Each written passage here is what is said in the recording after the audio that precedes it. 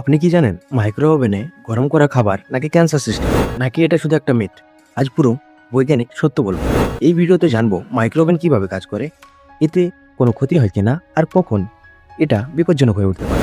Micro oven খাবারকে আগুনে গরম করে না, এতে তৈরি করে মাইক্রোওয়েভ রেডিয়েশন। ফ্রিকোয়েন্সি প্রায় 2.45 গিগাহার্টজ। এই তরঙ্গ খাবারের ভিতরে পানির অণুকে, ওয়াটার মলিকুলকে খুব দ্রুত নাড়ায়। এই নাড়াচা থেকে তৈরি হয় তাপ, আর খাবার গরম করা যায়। এটা আয়নাইজিং রেডিয়েশন না, এর মানে ডিএনএ ভাঙে না। স্বাস্থ্যের দিক থেকে ভালো না খারাপ? সঠিকভাবে ব্যবহার করলে মাইক্রোওভেনে স্বাস্থ্যের জন্য ক্ষতিকারক নয়, বরং কম সময়ে খাবার গরম হয়, অনেক ভিটামিন বেশি থাকে, তেল কম লাগে। গবেষণায় দেখা গেছে মাইক্রোওভেনে রান্না করলে ভিটামিন সি ও বি কমপ্লেক্স তুলনামূলকভাবে ভালো থাকে। কিন্তু সতর্কতা, কিছু ভুল করলে বিপদ এখানে। প্লাস্টিকের পাত্র, সাধারণত প্লাস্টিকের পাত্রে খাবার গরম করলে বিপিএ বা ফ্যালস নামের কেমিক্যাল বের হয়, যা হরমোন নষ্ট করে।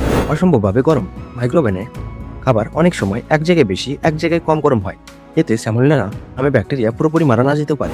বিশেষ করে ভাত, মাংস, চিকেন এই খাবার বারবার গরম করলে সিলিসিলিয়াস নামে ব্যাকটেরিয়া বেড়ে যায়। এটা তৈরি করে টক্সিনস, যা গরম করলেও নষ্ট হয় না।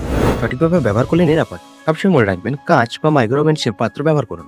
খাবার ভালোভাবে নাড়ুন, একবারের বেশি গরম না করলেই ভালো। শেষ কথা, মাইক্রোওভেন খারাপ না, ভুল ব্যবহার তাই আসল সমস্যা। এই ভিডিওতে আপনার কিছু মনে হলে লাইক করে দিন, আর ফলো করতে ভুলবেন না শেফ ওয়াসকে। ধন্যবাদ।